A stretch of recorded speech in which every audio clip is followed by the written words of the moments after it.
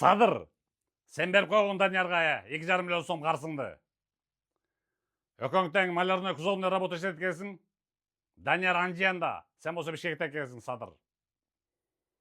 Анан спецпорошок алдырып алып, малярный иш үчүн 23 000 долларга, 2,5 миллион сомго.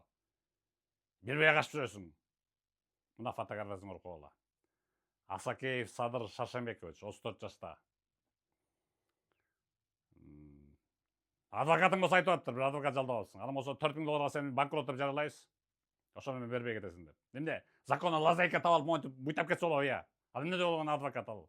Андай закондорду таап чыккан. Мына ошо көрүп койгула. Этепте иштешке. Мен сүйлөп турган фотографиясы чыгат.